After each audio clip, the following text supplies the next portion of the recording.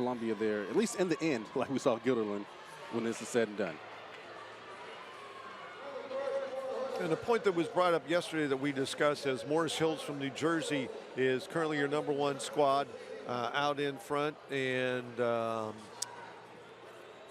they're another school from New Jersey, Moorestown, also up there. They have the bib DE. Was the possibility if you sort of have a relay pool of competent 800 runners or somebody moving up or moving down, do you run them in the heats if they're, if they're not in an individual event tomorrow? How is somebody going back-to-back days? Not everybody can go out there and put 100% in and go back-to-back in the 8 or the 16 or whatnot. Right, not everyone can do that. You would think at this point in the season, conditioning would be where they could do that. However, if you have a deep squad, that's the reason why you're at the Penn Relays. Some people just go for deep. However, with cross-country, you get at least 7 to 10 runners who can take the training that you want to give them. And you come to the Penn Relays to do something, to show up and show out. You don't just come to come, as Sean was saying yesterday. That pride is there. And we're seeing this right now for Cherokee. Cherokee, yes.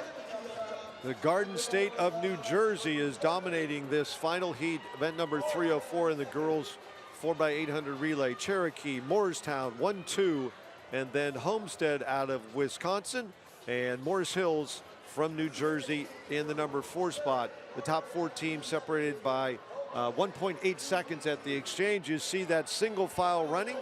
And just as I mentioned that, we have somebody going out into the passing lane. And that looks like that is Montgomery Blair of Maryland.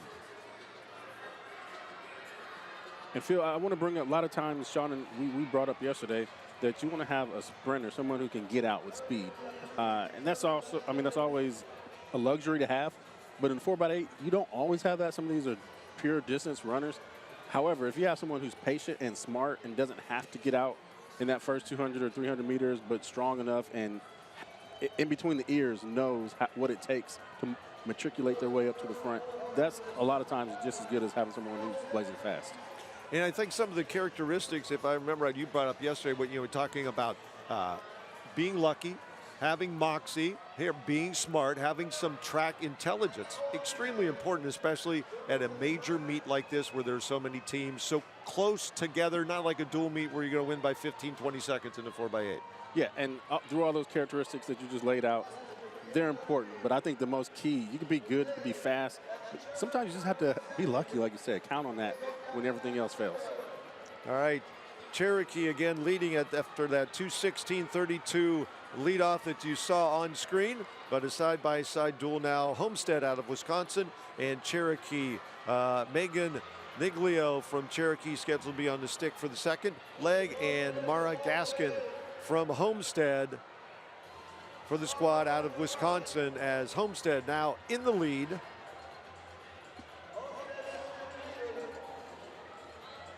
And looks like on pace 4:25 on the clock. Looks like maybe another 2:18 or so leg for Homestead to keep them in the lead. And they're going to have the luxury of being on the inside and not having to fight through the exchange zone. All righty, so 2:19.5 actually, so they're 4:37, so that's 9:14 pace. They're going to need to chop a couple seconds off that pace in the second half of this race to, I would think, guarantee themselves a spot. Yeah, for sure. The only thing is they're kind of out there by themselves, Homestead and Cherokee. But you got free and clear track, which is a luxury. We can see if they could kick it into gear here in this third leg. Oh.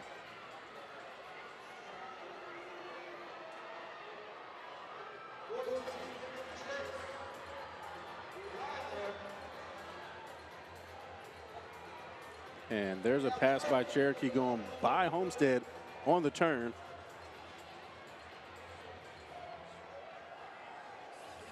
And they're running 1-2. But they're trying to hold off.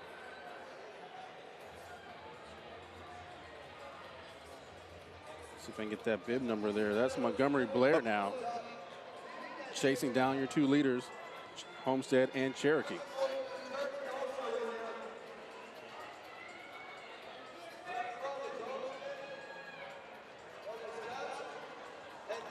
And some exciting stuff here this morning, our final heat of the 4x800 relay, and we'd like to welcome our viewers joining us on YouTube, Facebook, and X here on FloTrack for our coverage of the 129th running of the Penn Relays presented by Toyota from Franklin Field, historic Franklin Field in Philadelphia. And Phil, can I tell you, as you just said that, we're watching this final 200 on the second leg. I remember it was hard to find track and field to view. And on TV, on anything, then you have pay-per-view. I mean, you can watch it anywhere now. You just mentioned the social media channels where you can watch the Penn Relays. That is so awesome for track and field fans. Again, free opportunity to view the coverage, and hopefully you'll be joining the family of subscribers later on after watching these exciting 4x8 legs. Coming up to the anchor leg in our heat number 4, and battling out up front, Homestead and Cherokee. I asked the question yesterday, Will. We have 750 meters to go. Do you want to be first or second in that lead group out front? I want to be second right now. I agree. And that often, I mean, I think a coach would want to be second. It depends on the mentality of your runner. If you have one of those, I mean, everybody has one of those. It doesn't matter. They're gamers. You know, you got Tom Brady in the fourth quarter. Then you want him to be first, you know. However, you don't want to be that. You know, I want to say certain teams or certain names, but Kansas City going back and forth with Buffalo, whoever gets it last is going to win.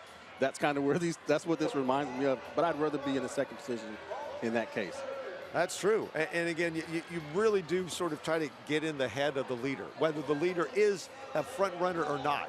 They know you are right on their shoulder, and it's like they're kind of pesky. Right, that's track and field. Yeah. It's not just about running. You got to play these games and let someone know that you're there.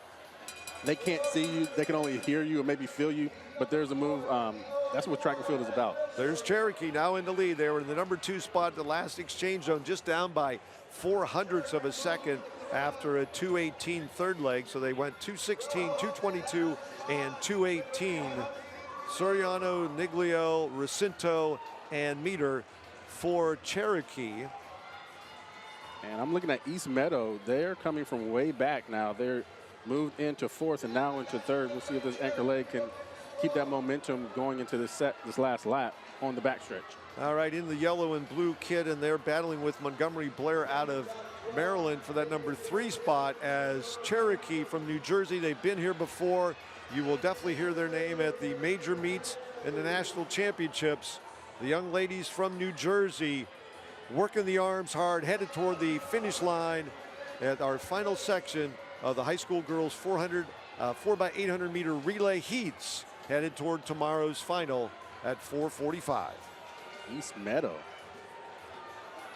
They now are in second. And she looks strong the entire way through the line, as Cherokee will get the number 1 spot, 9:15.02. That is going to be potentially a bubble time, as East Meadow at 9:17.34.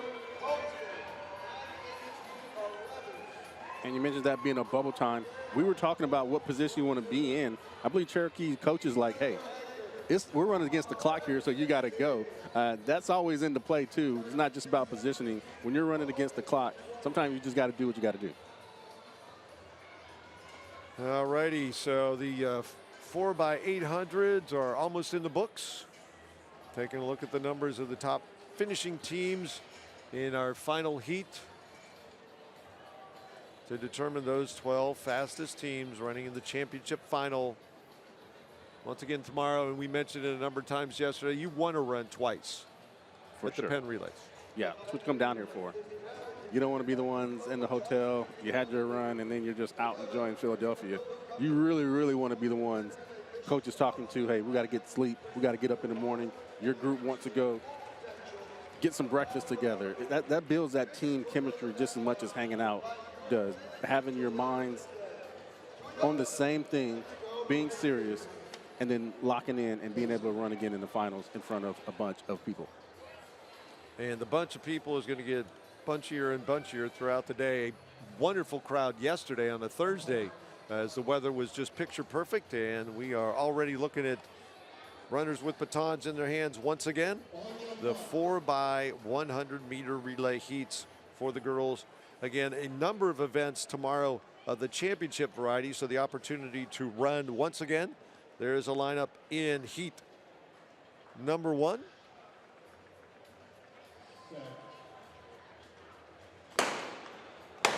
And don't like 2 bang bangs. No, you do not. And I didn't see anything with my eye. No, However, it's a green card. okay, good. And in track and field, that is a good thing.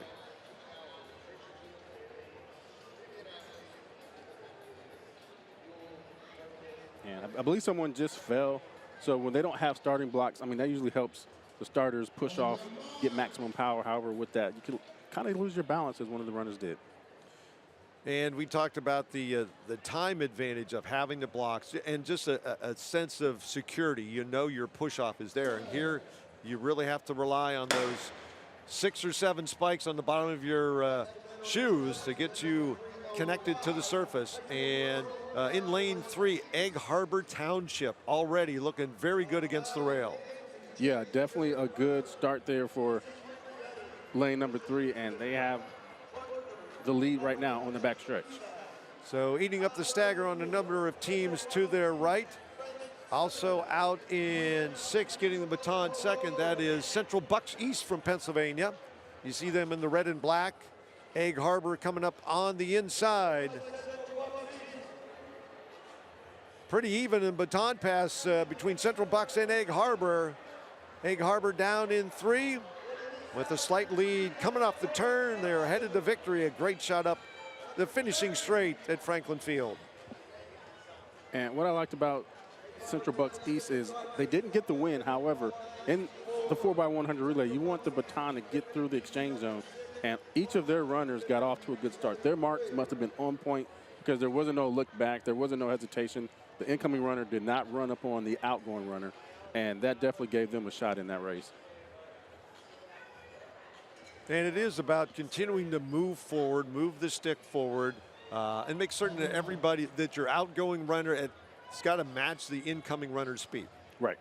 And a lot of times, if you don't get the right steps, then your mark is wrong, and you can either leave too early or too late. And that's one of the main things that coaches train their athletes on in practice. There's our lineup for heat number 2. States represented: New Jersey, Pennsylvania, Colorado, and New York.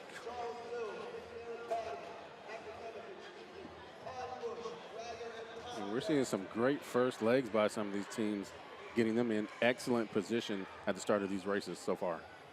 And in the middle of the track, in lane 5, going very well, that's Charles E. Mills. Moses, Descent, Hodge, and Richards. They have a sizable edge all the way out in front of all the other lanes to their right. They have that stagger, but down in 2, maybe passing the stick first. That is Germantown Academy of Pennsylvania, and there they are in the lead. Germantown Anchor is getting at it. They had some really good sticks in this race, Phil, and look at that. They win by 8 and go 50.21, so substantially quicker than our opening heat in these prelims of the 4x1 relay. Germantown Academy. Jermaine, Jean-Brian, Perry, and Loney contributed to that 50.21. And I'm going to do what I hate to do, Phil. I hate watching sports, and this happens, the announcer jinx. So far, and I know it's early, but so far the girls look very more technically sound than the boys. We saw some strange things yesterday, but so far so good. I know we're just 2 heats in, but so far so good. I wondered what you were going to put yourself out there with. No, I agree, yeah. Because we did see a lot of very strange things that first he's like, all right, what did I see? And then how do I talk to them about that moment? Yeah, we mentioned the advantage coaches get to go and tell the girls this is what went wrong with the boys. Don't let it happen. So well, far, so I good. think you just jinxed this because I saw the incoming runner pass the outgoing runner in one of the lanes. So that was not what we want to see. But in the middle of the track, that is, we'll look at lanes 3 and lanes 9. Cardinal O'Hara from Pennsylvania and South Philadelphia of South Philadelphia. They're on the outside, still in the shadows, up against the Wall of Fame. And down in lane 1, William Tennant, another Pennsylvania school. There's South Philly. Look to the inside. And they're out in front, William Tennant. 52.87. And Sean mentioned yesterday, it doesn't matter what lane you're in, but a lot of time it gets in the heads of kids when you're in lane 1 and lane 8. He said he loves to see teams win out of lane 1, and we saw that there from William Tennant. You can see everyone in front of you if you're looking at that when you get a chance. But they took care of what they had to do, and they come away with the heat win and out of lane number 1. And the 4x1 goes by so quickly, you really don't have the time to take in the scenery, but just human nature, you're going to do that. All right, where's everybody at around me? But you want to focus on that lane. Make certain you stay in your lane number 1. Right, exactly. Can't get out of that lane, yep. As some have done. Heat number 4, New Jersey, Pennsylvania, and New York. Schools on the oval. We are underway. Once again, full fields. I always like to see all 9 lanes filled. Will, as in lane number 1, James J. Ferris from New Jersey. Again, unfortunately, just ran up on the outgoing runner, and she knew that immediately. She got out to a good start in her running, but the exchange zone kind of put them at a disadvantage here. But they are still running well. In the middle of the track, lane 5, Beloved Charter from New Jersey. And then on the outside in 8, that is Lincoln. Going to have a couple teams headed to the finish line together. Beloved Charter to their right, Lincoln from PA, and then Lincoln from New York also in the mix. There we got 4 teams on the outside, Will. Mad dash to the finish field, but it looks to be lane number 5. Beloved Charter. It's the kind of effort you got to get from your anchor leg. When everybody's even, you got to have somebody that can just, without cost, no matter what the cost, just go get it done. And that's what Beloved Charter was able to get from their anchor leg. So 54.66, you see the winning time for Beloved Charter. A lot of teams happy there. A lot of excitement there. These girls are happy. I think probably they saw yesterday, oh, we didn't get in our other lane or we didn't drop the stick. That would make me happy. A lot of emotions down there, and that's what the Penn Relays is all about. And just the experience in running this in this event. I obviously, as a high schooler, I knew of this event. I had my subscription to Track and Field News back in the day. Couldn't wait for it to come through the mail, and but never ventured east for this event until back in 2016. Thanks to FloTrack, here to take it all in. Yeah, and I want to tie that with thanks to FloTrack and the things that we talked about. You can be at work, have your little phone up on X or however you want to watch this, and get a little glimpse while you're still being productive with the employers watching things here on FloTrack. This is a Workplace Friday as they are working it out down the straight in lanes. Number 6, Morristown, New Jersey. A couple lanes to the outside. In 8, that is Council Rock North from PA. And good race out there on the outside field. And Manasquan from New Jersey down in 2 in the pink. Coming into the frame and going very late, but in the zone.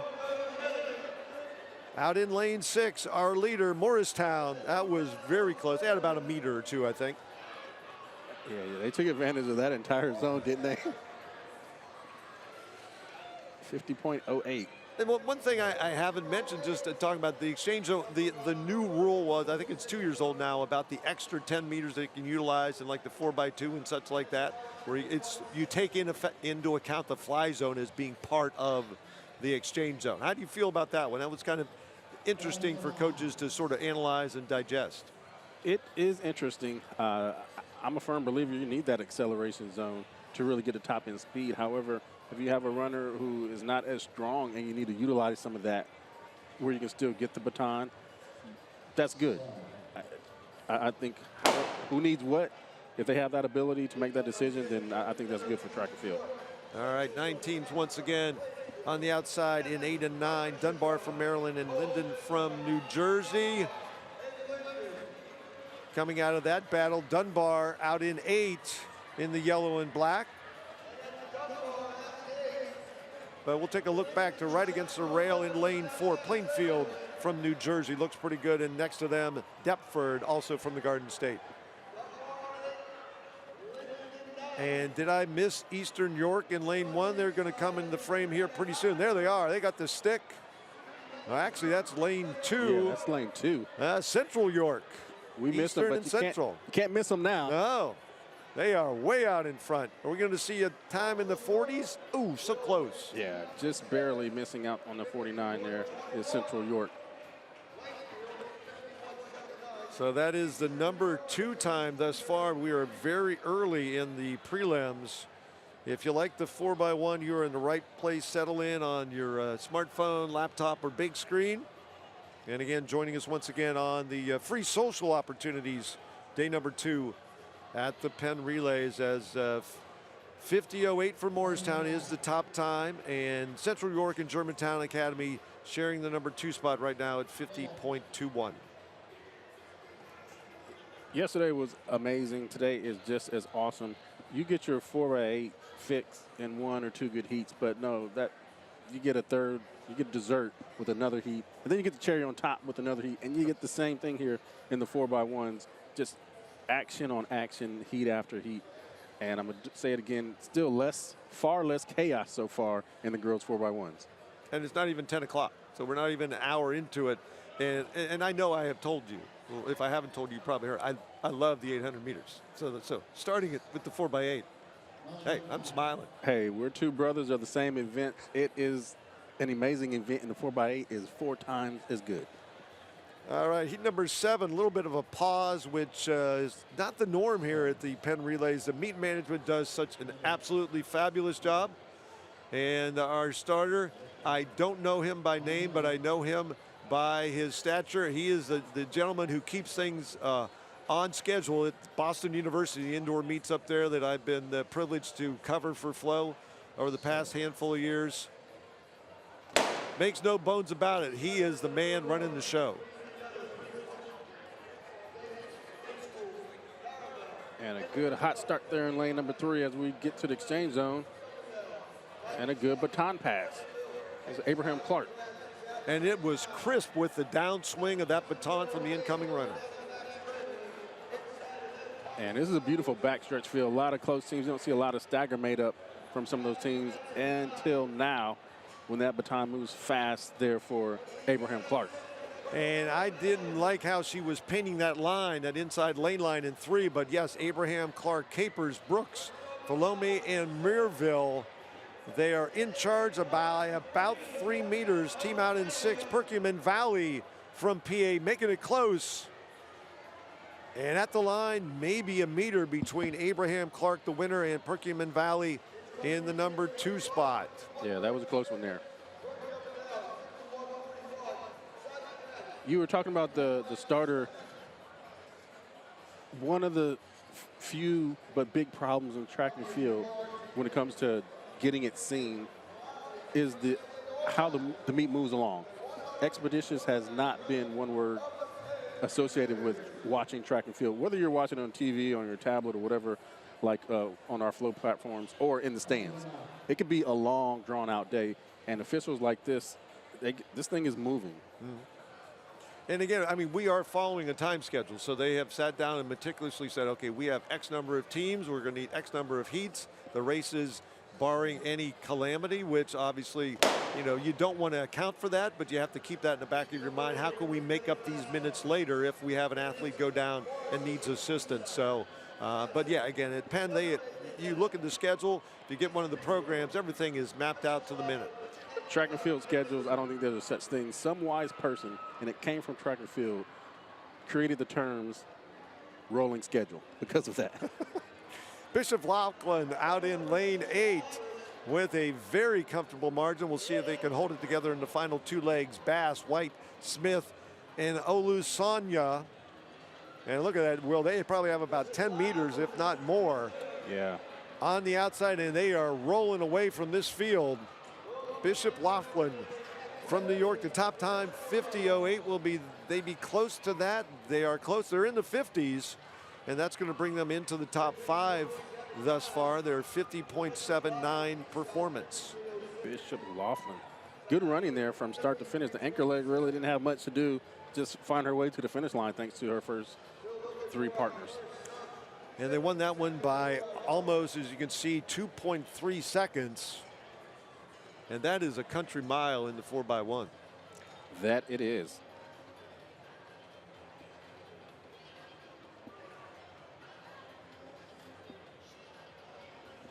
So this is just my second year of the Penn Relays, Phil, and last year wasn't bad. It was a little cold as far as track meets I'm used to attending, but day two, just as beautiful as day one.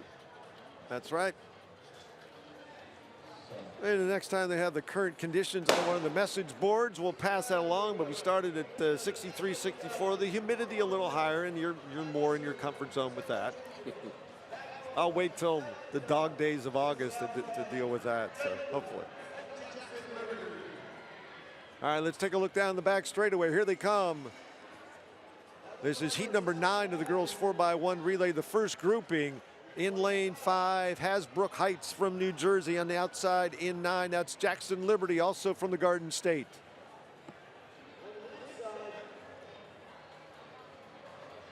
Hasbrook Heights, Shikeli, Minishilo, Rajab, and Vanas.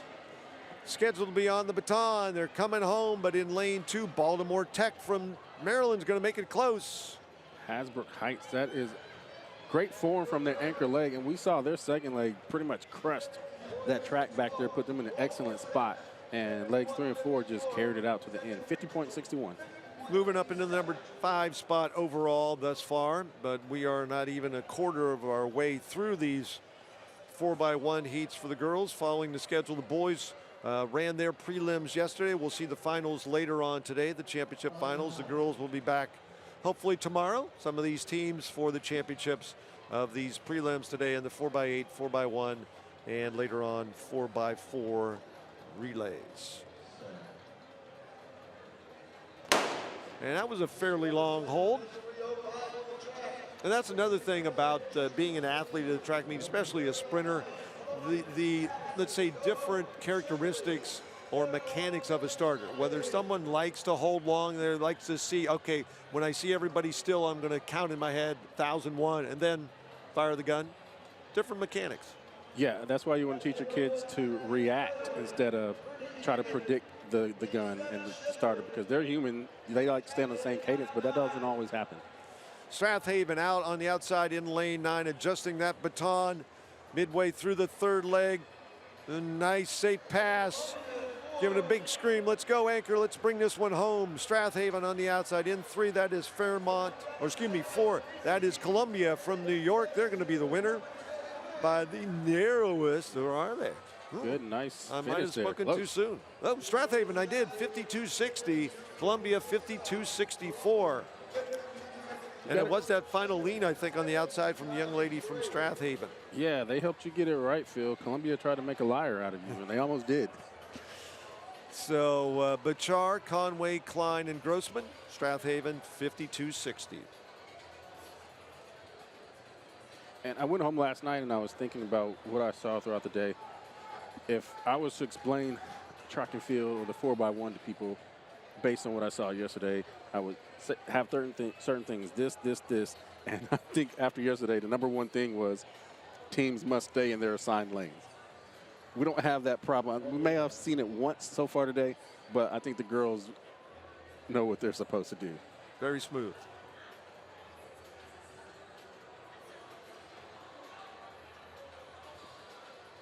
All right, a change in starters. And they're in their, I guess they have their Friday pink on, or is that just a pure pink or a shade that I'm not familiar with, but sort of like Tiger Woods Sunday red, right? We have our pink Friday. A little fuchsia there. Fuchsia, okay. Oh, out in lane 9, burning it up, Penn Treaty. And back in 4 and 5, looks like the closest right now, that is Columbia. Oops, excuse me. Looks like we are in, we're in 3:06. We've already transitioned to the next event. They're running that fast. Yeah, I know. And in lane 5, that is Chichester. Chichester with a really nice run here on each of their legs. And just cruised to a 51.05 win. You like to see the athletes, whether they know or don't know when they're supposed to stop, just keep running through the line. These girls didn't run through the first line.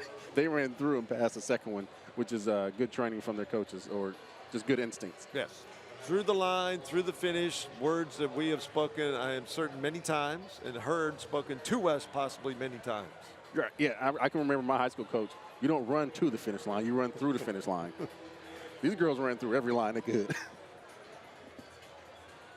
All right, heat number 2. This is event 306, so we're a quarter of the way through the heats for the high school girls at this year's Penn Relays. States represented: New York, New Jersey, Delaware, Pennsylvania, Maryland, and our nation's capital, the District of Columbia. That is Georgetown Visitation in lane 5.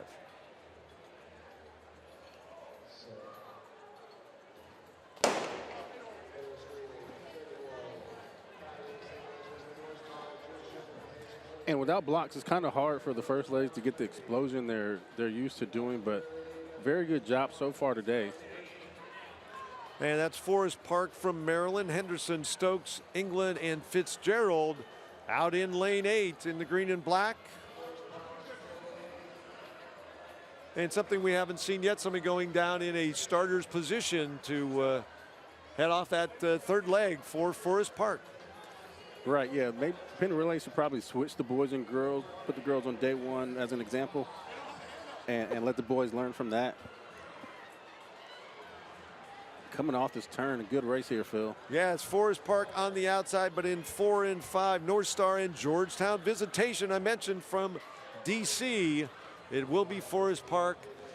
We will call that a wire-to-wire because their opening runner had a very good first 100, 51.15.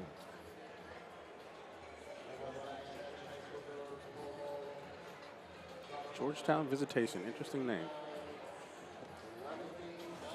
As you see the numbers, the top 3 teams all in the 51s. So in our second grouping, Chichester right now has the lead as we head to heat number 3. The events that they're hoping to qualify for, the 9 fastest teams from these prelims will be back in the championship final tomorrow at 3:55.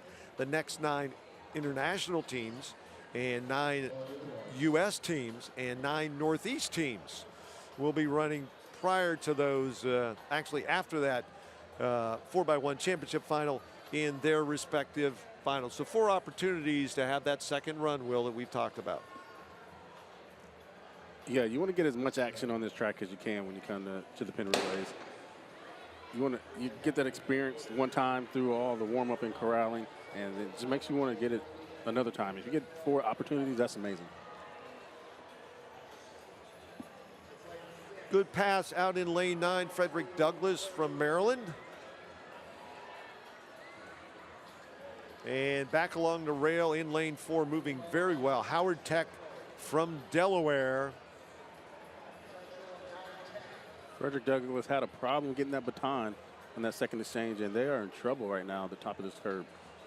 So it looks like it is Howard Tech in the lead right along the rail in lane 1. Friends Academy from New York not looking too bad either, but they are all chasing Howard Tech from Delaware. Cooper, Sadler, Smith, and Brown Pierce hit the line first, 50.05. And if my memory is right, that's just about matches the best from our opening event. So they are right up near the top so far as we blend all these heats together in the high school girls 4x1. Winds are a lot calmer today, I believe, so far than they were yesterday. Flags not limp. Well, some are. Yeah.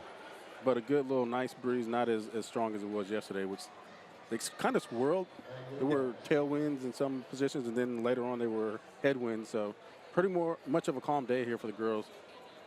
Yeah, I think in the morning, or at least initially with the 4x1s, they were headwinds down the back straightaway, or what's the back straightaway here, because as you'll see later on in the day, the distance races, what we're saying is the home straight is the back straight. They flip it. They finish the other side from our vantage point here at Franklin Field as another heat number 4 of event 306 underway. Who do you see early on, Will, is going well? Man, it looks like Milton Hershey down in lane 1 was moving, but also on the outside, Samuel Fells. And I also think Poly Prep from New York. They're out in 8. And they're in the light blue kit, and they are moving along as Milton Hershey on the inside. So inside-outside action, we see lanes 1 and 2 seem to be making good progress. But the first baton to be passed on the outside, Poly Prep. Yeah, and I apologize, Poly Prep. I thought that was lane 9, but that was you. Trust me, you have my eye, and I can't miss you now as your Ollie oxen free. Get to that finish line. Another 50-point winning performance, 50.71 for Poly Prep.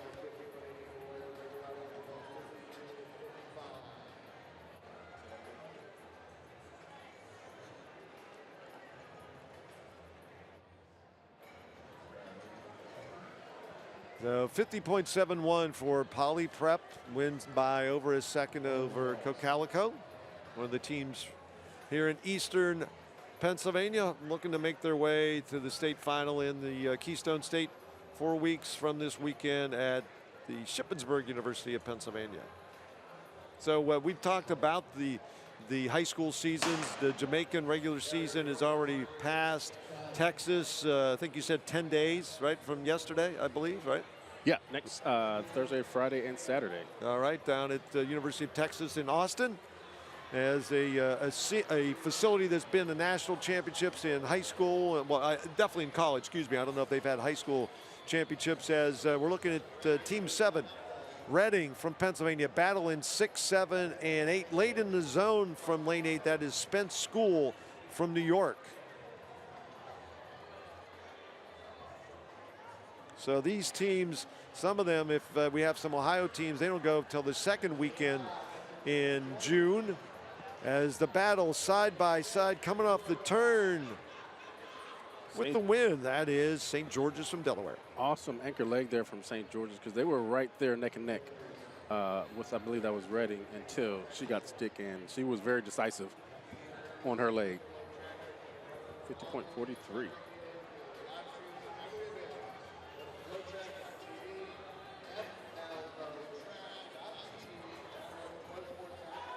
So, Phil, when I was in Texas and people were asking me, hey, are you excited for the state meet and this and that? And I was like, I am. But before I can look forward to that, I have to stay on this page. I'm going to Philadelphia. And they're like, for what? I'm like, the Penn Relays. What don't you know? Penn Relays. And they're like, oh, wow, that is so cool. And it really took a while for it to hit me that with Flow Sports and Milesport, I get to come here and see this. But if I wasn't here in Philadelphia, with Flow Sports carrying this, I mean, I would miss everything outside the stadium, but the track action here has been from, I mean, yesterday early in the morning to now nonstop, just track and field all day. And it's amazing just to be able to sit at home, or even if you're at work, to watch this. And these girls 4x1s are putting on a clinic on how to do it right.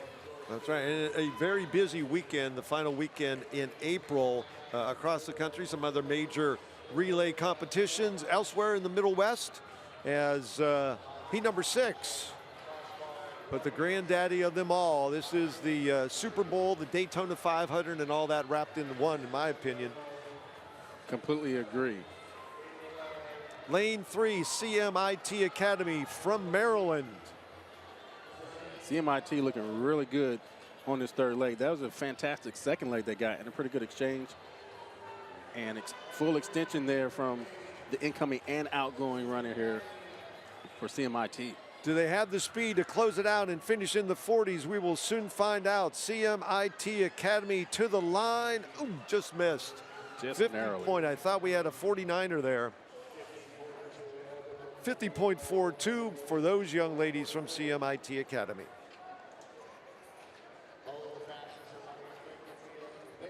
You see the number 2 squad, one of our first Jamaican teams, Oberlin, 51.01.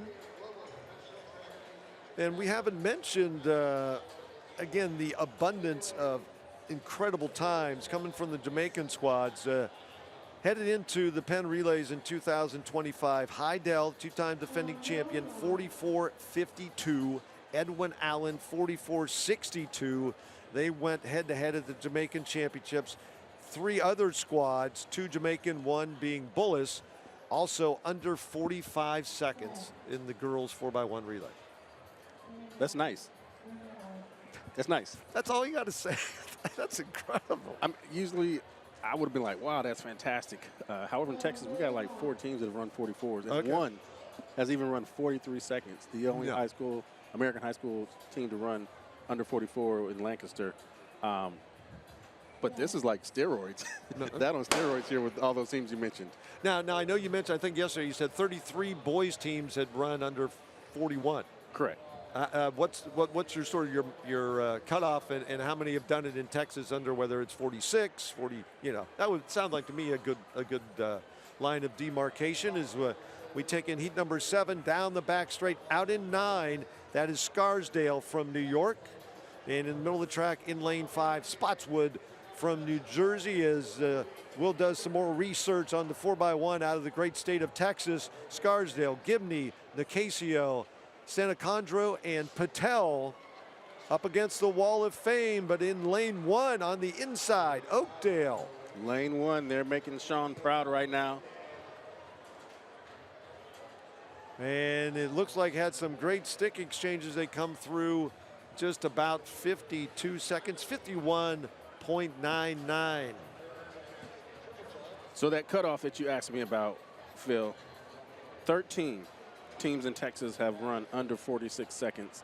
The 14th fastest time is 46.05, and 4 teams under 45 seconds, including Lancaster's national record, 43.84. However, the bad thing about it, half of those teams were not able to make it to their state meet. Because they're all in the same district or regional or whatnot? Yeah. Wow. This year is just crazy. We saw how crazy it was for the boys last year. It is that this year for the girls. However, here in the Penn Relays, you got all of that. Right. Getting to do it twice, which is amazing for the fans and us sitting up here watching and calling. All right, heat number 8, you saw the teams that are running this one represented by the states of New Jersey, New York, Pennsylvania, and Maryland. It's like the meet of champions here. Oh, yeah. And that's the thing. I mean, even in a big relays meet or invitational back in our respective states, you may have 3 or 4 good squads, but here you have 15 or 20 good squads, hoping to make one of those national finals for tomorrow. Out in lane 8, Cherry Hill East, one of the Garden State squads. Good stick there. And with the lead, looming just to their right, Dundalk from Maryland in the green and black, but it is Cherry Hill East still in front. In lane 1, Cinnaminson, also from New Jersey, right across the bridge from the city of brotherly love. It is Cherry Hill East with the win, and finishing in the number 2 spot, actually moving up, Upper Moreland from Pennsylvania.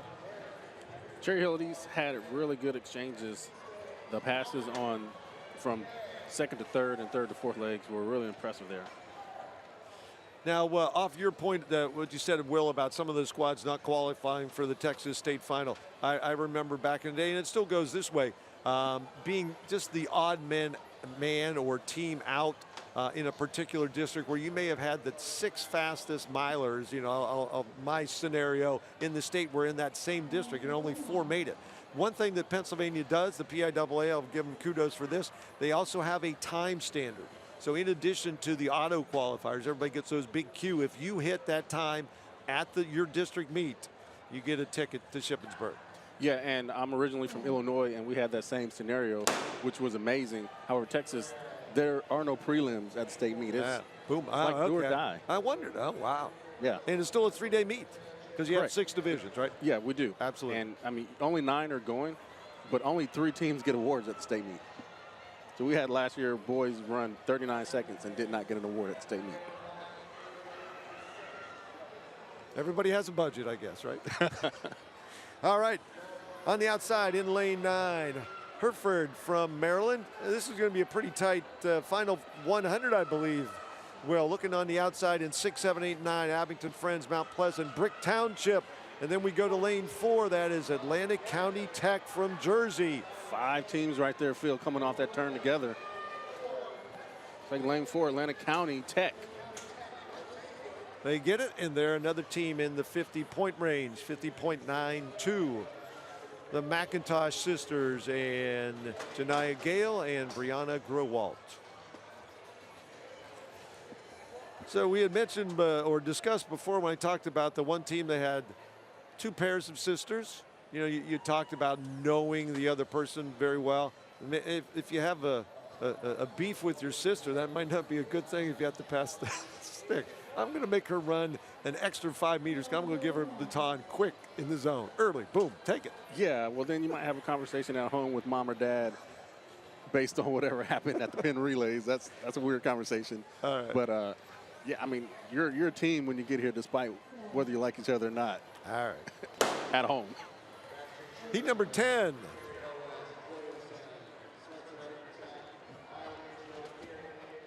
Good start there, Williamstown.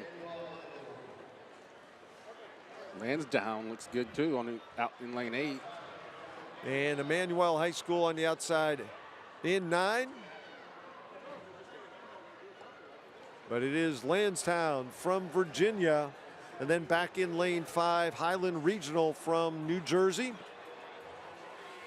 In the blue and white, Lansdowne. We mentioned them yesterday in the boys prelims. And they're bringing it home up by about 10 meters. Is difficulty for Highland Regional to get that baton exchange. I think they got it in right before that second yellow marker. But with the win, and our first team in the 40s, and not only the 49s, the 48s. Lansdowne, 48-72. Yeah, that's a wake-up call there for the fans from Lansdowne with that run. I think one team that was a narrowly successful pass there. But they were able to save their race. That would have just thrown it all out. I think that was Williamstown that ran right upon that triangle. Wow, so a 1.8 second margin of victory and running 48-72. A big effort. They lead this group number 2 by 1.3 plus seconds. And now we move into our next grouping, number 307.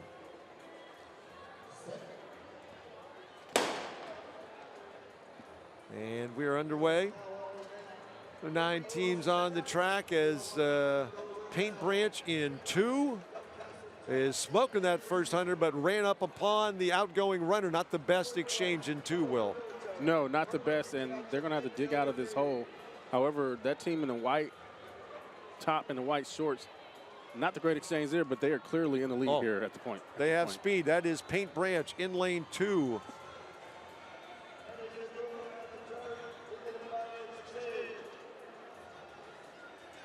Look back a little bit to make certain the stick was in hand. It is Paint Branch going wire to wire.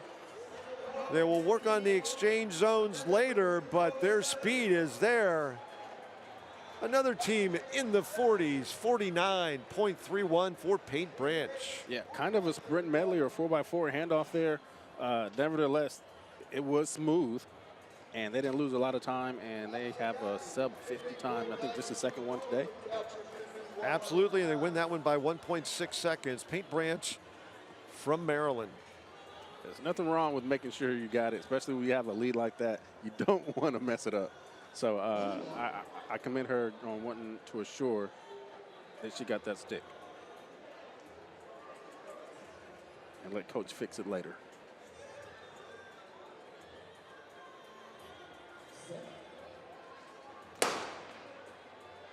And a fair start once again as I'm dialing up the great database of information on Mile Split, our sister site from Flo, and the Flo Sports family. Just about everything you might enjoy watching sports and other entertainment related activities on the Flo Sports family of channels.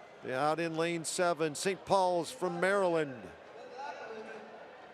And we're going to go back to 4 and 3 as Southwestern from PA and Garfield from Virginia, with Garfield leading in the final 60. That was a good baton exchange there from lane 3, Southwestern.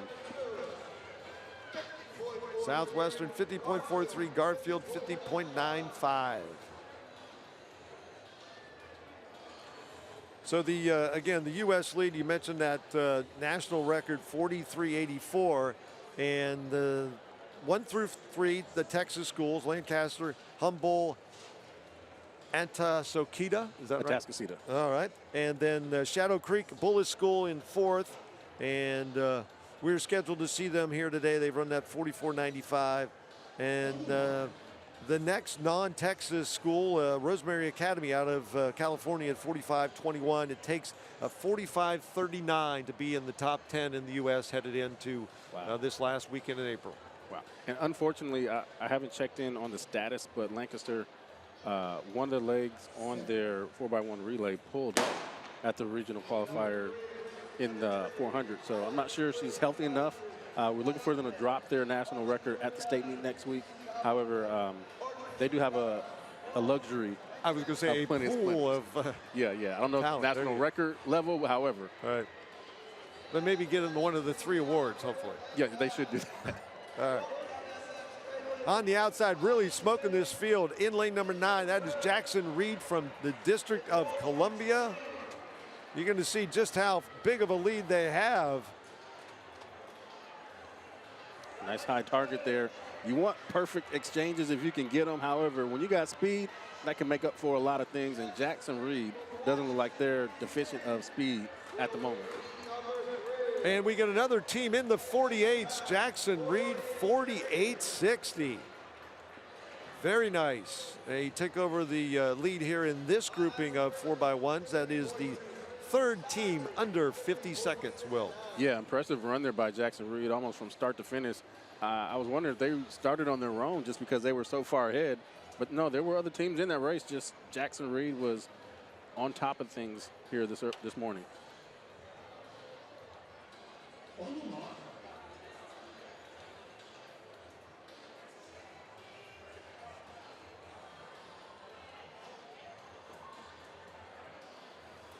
And we have another change in starters, another man on the gun. And also ladies signaling the start of each of the events here over the 3 days of standout track and field at the Penn Relays live on FloTrack. Looking to the outside, they went low with the baton pass, but I like the one in Shenendahoa out in lane 8. And on their right, a Rundell from Maryland. As I know we discussed it yesterday as one of the teams having some difficulty staying in their lane, but it is a Rundell from Maryland. And then Shenendahoa from New York State comes into the frame. And it is definitely going to be an outside focus on this section. Yeah, correct. They're looking good out there in lane 8 and 9 as they've done this entire race. But it looks like Arndale, good strong finish there from their anchor leg. Another 48-second performance. 48.74, they win by over 2 seconds. And you mentioned the change in starter. They're working hard for the money there, so they got to keep interchanging them out just to make sure that they are staying on top of the schedule as they are. And it is fantastic to see them popping these races off on schedule. Now, Will, I know you didn't want to jinx the athletes technique-wise, but I think you may have jinxed Mother Nature because she's sending some wind now. See the flags from the various universities flying above Franklin Field, definitely flapping around a little more. Correct you are, but I'm not going to complain on Mother Nature because so far so good on weather here in Philadelphia. That might change tomorrow based on the forecast. However, I'm happy with what we got. All right. And it is another beautiful sunny day in Philadelphia. You see Old Glory again a little bit more active than it was off the get-go at 9 o'clock this morning.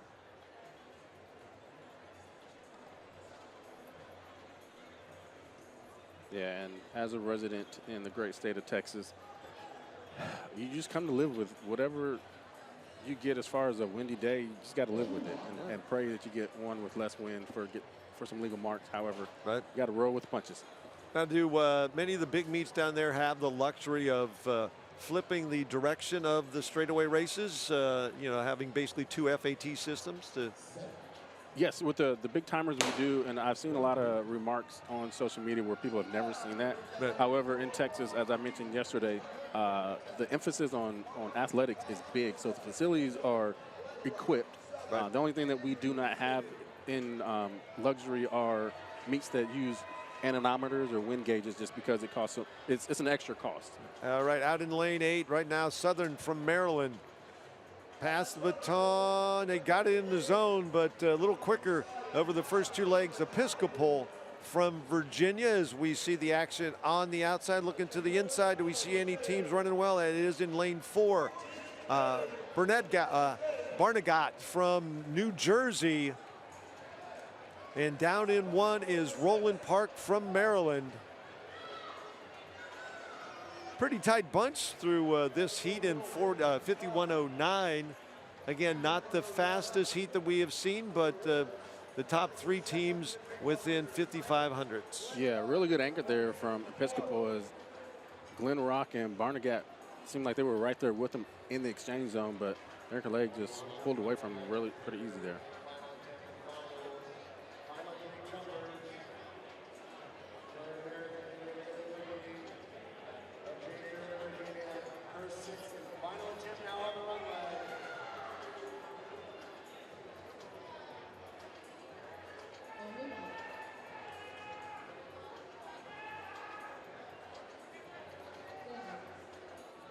And they're going to hold them up a bit here.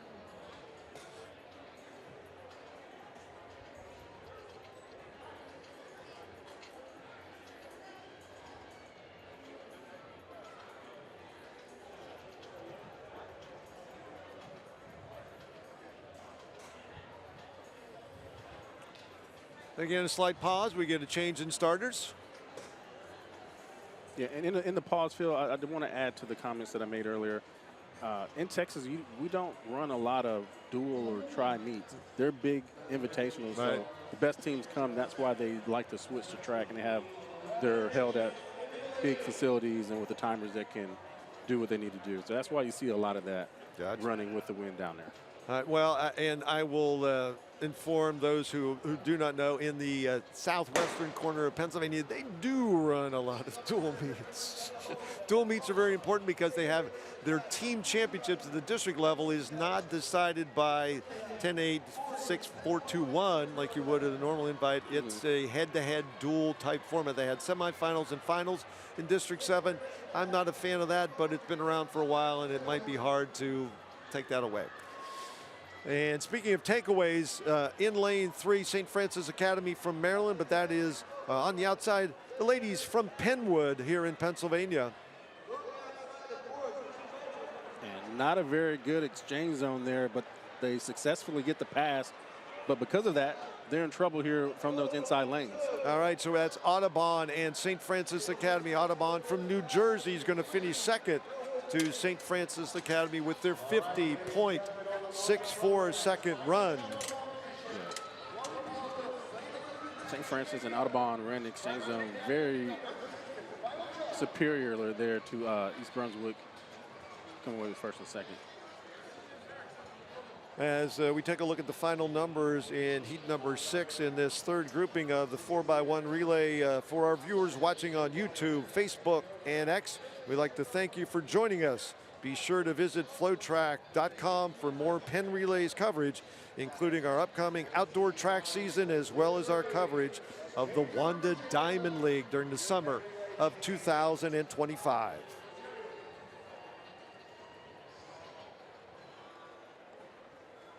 And the lineup for heat number 7.